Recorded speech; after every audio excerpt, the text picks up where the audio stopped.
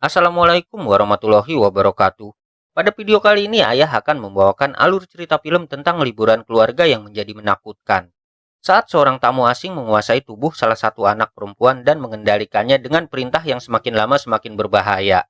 Demi penyembahan terhadap bangkitnya sosok iblis yang dipercaya akan menguasai dunia. Mohon keikhlasan dan dukungannya untuk klik tombol subscribe, like video ini dan share. Tonton sampai habis videonya dan selamat menyaksikan. Pada awal film, seorang pria asing berjalan di hutan dan mengambil bangkai binatang. Untuk maksud dan tujuannya masih menjadi misteri. Lalu Shin kembali ke waktu di mana seorang ayah bernama Kabir dengan anak bungsunya Druf menjemput anak perempuannya Janpi di sekolah. Kabir melihat anaknya yang sudah beranjak remaja sedang dekat dengan beberapa teman prianya di sekolah. Kabir nampak tidak senang dengan hal tersebut karena dia sangat mencintai kedua anaknya. Kabir merupakan seorang akuntan sukses dan Janpi nampak merayu Jyoti, istri dari Kabir, agar diberikan izin untuk berlibur bersama teman-teman sekolah. Kabir mengizinkannya namun dengan beberapa syarat yang ketat. Sebelum itu, mereka harus berlibur bersama di villa milik keluarga di daerah Dehradun, Uttarakhand. Pada saat di rest area untuk menuju villa tersebut, Kabir berpapasan dengan Vanraj di toilet dan kembali bertemu ketika ingin membayar teh pesanannya di kasir. Kabir membatalkan pesanannya karena dia menggunakan uang pecahan besar dan kebetulan di kasir tidak tersedia kembaliannya. Vanraj bersikap baik kepada Kabir dengan membeli teh pesanannya. Merasa berhutang budi, dengan penuh kesopanan Kabir mengajak Vanraj untuk bergabung makan dengan mereka. Kabir seorang pengamat yang tepat. Dia mengetahui semua password telepon anak-anaknya dan dia juga berhasil menebak beberapa hal pribadi dari Vanraj. Dari apa yang dia dengar di toilet ketika berpapasan dengan Vanraj yang sedang menelepon seseorang. Pada saat Kabir sedang menerima telepon, Vanraj memberikan manisan kepada Janpi yang ketika dimakan ada perasaan aneh yang menyelimuti tubuhnya. Sejak saat itu, Janpi mau diperintah oleh Vanraj untuk memakan makanan yang semula tidak dia sukai. Merasa aneh dan ketakutan, Janpi mengajak keluarganya untuk pergi dari sana. Janpi kembali bertemu dengan Vanraj di parkiran yang memerintahkan Janpi untuk memakan biskuit pemberiannya ketika sampai di rumah. Seolah terhipnotis, Janpi melakukan yang diperintah oleh Panraj. Dia memakan biskuit pemberiannya ketika baru saja sampai di depan rumah. Kabir dan keluarga sangat bahagia ketika sampai di rumah yang dijadikan villa ketika berlibur. Karena kesibukan masing-masing, liburan adalah solusi untuk membangun kebersamaan. Mereka bermain di kolam renang dan tanpa sengaja, telepon Jyoti basah karena air. Jyoti lalu menyudahi main airnya dan merendam telepon di dalam beras agar tidak rusak. Di luar gerbang, Jyoti melihat Panraj yang sedang berdiri menatap ke dalam. Merasa hal itu aneh, dia lantas memberitahu Kabir bahwa ada Panraj di luar. Dengan tidak sopannya, Panraj langsung nyelonong masuk ke dalam villa. Dia beralasan bahwa teleponnya kehabisan daya dan meminta izin untuk ngecas di rumah Kabir. Janpi memberitahu bahwa yang mengizinkan Panraj masuk adalah dirinya. Dia seolah tidak mengindahkan perintah ayah dan ibunya, dan selalu menuruti perintah dari Panraj. Kabir yang berupaya menjaga adab kepada tamu, membiarkan Panraj untuk mengisi daya teleponnya dan setelah itu dia pergi. Jyoti nampak tidak suka dengan kelakuan Panraj. Dia seolah menguasai rumah dan mengharapkan Kabir untuk mengusirnya segera. Pada waktu bersamaan, Janpi menemui Panraj. Pada momen ini Panraj meminta Janpi untuk pergi bersamanya dan Janpi hanya perlu berkata setuju sebagai syaratnya. Ketika Janpi akan berkata setuju, Drup mengganggunya. Dia mengajak Janpi untuk bermain. Atas hal tersebut, Panraj memerintahkan Janpi untuk bermain dengan Drup sampai dia tidak mau bermain kembali. Janpi bermain ayunan dengan Drup, dan tanpa terkendali, dia mengayunkan dengan kecepatan tinggi sehingga Drup ketakutan. Kabir dan Jyoti berusaha menghentikannya namun, Janpi tetap mengayun tanpa terkendali. Dia mau berhenti ketika Vanraj menyuruhnya. Setelah sadar, Janpi meminta maaf pada Drup.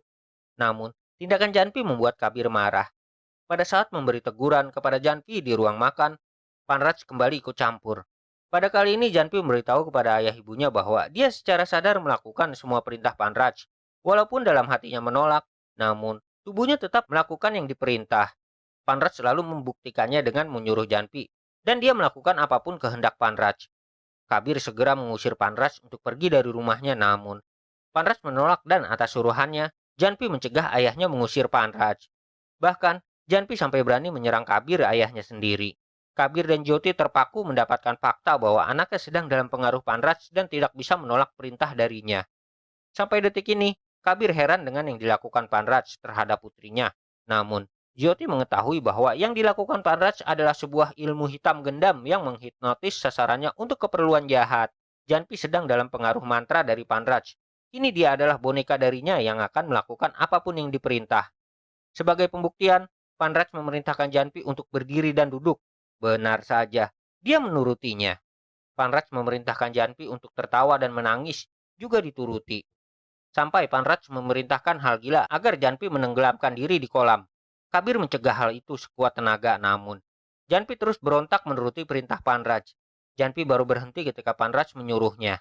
Panraj memerintahkan kepada Janpi agar menghancurkan semua telepon di rumah, dan kembali sebagai bukti, Panraj bisa memerintahkan hal tidak masuk akal kepada Janpi. Dia memerintahkan Janpi untuk memakan teh mentah, dan Janpi tetap melakukan walaupun dicegah orang tuanya. Panraj mendikte Janpi untuk melakukan hal-hal aneh dan kejam. Atas perintah Panraj juga Janpi menampar ayahnya. Panraj meminta Kabir dan Jyoti untuk memberikan Janpi kepadanya karena dia memerlukan izin mereka untuk melakukannya. Ketika mereka menolak, Panraj memukul Janpi dan Kabir menyerangnya. Panraj selalu memerintahkan Janpi untuk melukai kepala Dhruv, dan dia melakukannya tanpa belas kasihan. Dhruv pun pingsan dibuatnya. Kemudian, polisi tiba di rumah saat Jyoti menghubungi saluran bantuan polisi dari telepon di dalam kotak beras. Melihat polisi di pintu, Panraj memerintahkan Janpi menyalakan tabung gas dan duduk di atasnya sambil memegang batang korek api. Dia mengancam Kabir dan Jyoti bahwa jika mereka menceritakan sesuatu kepada polisi, dia akan memerintahkan Janpi untuk membakar batang korek api dan menghabisi semua orang. Kabir dan Jyoti harus bersikap normal terhadap polisi agar mereka tidak curiga. Pada akhirnya polisi pergi karena keluarga ini beralasan anak bungsunya sedang memainkan telepon. Kabir memohon dengan menawarkan semua hartanya sebagai imbalan untuk membebaskan mereka. Panraj setuju akan hal itu dan akan meninggalkan rumah. Akan tetapi, disangka maksud Panraj adalah harta. Namun, semua salah. Dia membakar uang pemberian Kabir. Panraj menyatakan bahwa dia tidak tertarik terhadap barang-barang materialistis. Dia mengungkapkan bahwa dirinya sebagai iblis yang bertujuan untuk mengendalikan dunia.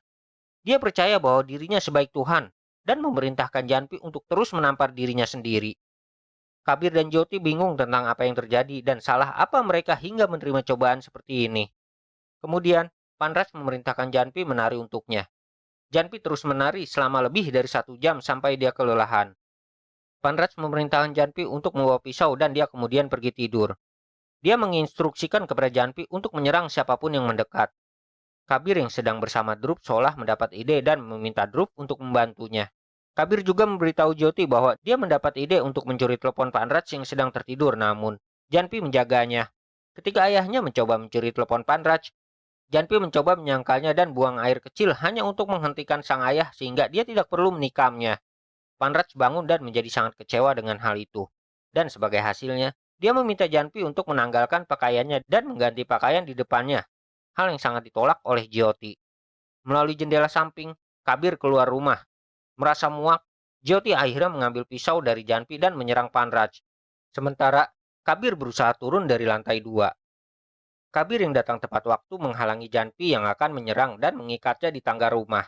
Kini, Kabir mulai menyerang Panraj dan menyuruhnya mengucapkan kata-kata untuk melepas mantranya kepada Janpi.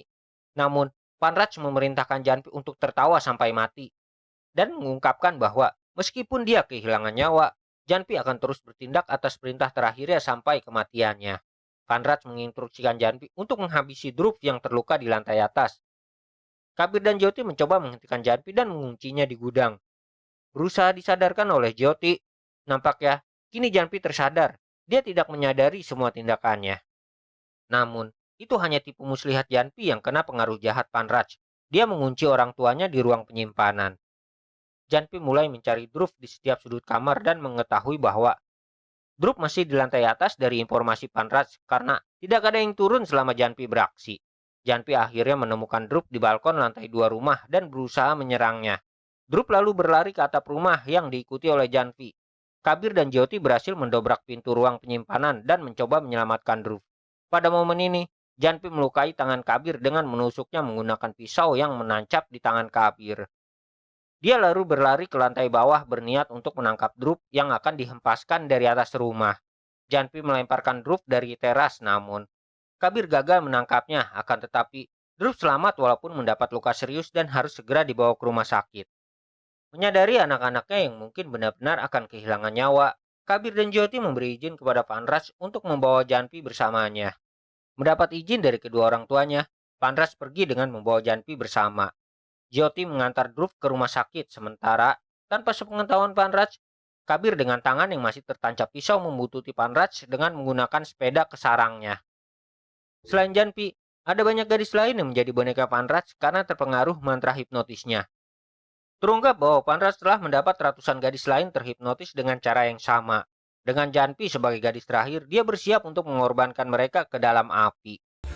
तुम लोग आजाद होने के लिए तैयार हो? हैं? Let's go! Yeah! Good. Kabir bisa melacak keberadaan Panraj dari berbagai lokasi yang dikirim ke telepon temannya. Jadi, pada saat Jyoti menyerang Panraj di rumah, Kabir yang terjatuh dari lantai 2 mengambil HP Panraj dan mengirimkan lokasi terkini ke nomor temannya.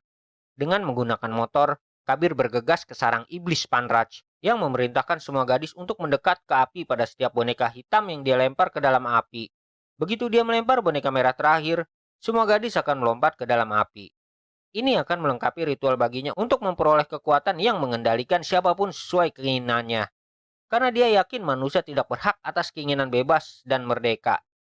कर भस्म कर दूंगा तो तुम सब आग की ओर. Kabir berhasil menemukan Panraj dan sampai di sana. Dia diserang oleh seorang gadis jadi-jadian dan berhasil melumpuhkannya. Kabir sangat terkejut bahwa ada banyak gadis dalam pengaruh mantra Panraj dan akan menceburkan diri dalam api. Mengetahui Kabir datang untuk mengganggu ritualnya, Panraj menyerang dan membuat Kabir tidak berdaya. Dia meletakkan tubuh Kabir di bawah kakinya dan hendak menyelesaikan ritual. Ketika boneka terakhir akan dibuang ke dalam api, Kabir menyerang Panraj dengan kayu berapi dan akhirnya memotong lidah Panraj dengan pisau yang masih tertancap di tangannya akibat dilukai Janpi di atas rumah. Boneka merah terakhir berhasil dikuasai olehnya. Karena terluka, Panraj tidak bisa berbicara apapun kepada para gadis karena lidah yang sudah terpotong. Dia sekarang kini tidak berdaya. Kini, para gadis mencoba untuk menghabisi Kabir. Dia memutar rekaman suara Panraj yang telah diedit, di mana dalam rekaman itu seolah-olah Panraj menyatakan kebebasan mereka. Jadi, ketika atas bantuan Dhruv dengan perekam suara miliknya, dan ketika mendapat rekaman suara Panraj sehabis berkelahi dengannya, Kabir telah mengambil rekaman suara saat Panraj berbicara kepada Janpi bahwa ayahnya ingin melepaskannya. Kabir mengedit kata-kata tersebut agar tampak seperti Panraj memerintahkan gadis-gadis itu untuk kembali normal. Dengan demikian, gadis-gadis itu terbebas dari kendali mantra Panraj setelah mendengarkan rekamannya. Kini, Janpi kembali hidup normal dan kembali kepada orang tuanya. Saat Kabir dan keluarganya memulihkan diri di rumah sakit, gadis-gadis Sandra Panraj dikembalikan dengan selamat ke rumah mereka masing-masing dan dipertemukan dengan orang tuanya oleh polisi yang beritahu Kabir bahwa Panraj telah menghilang.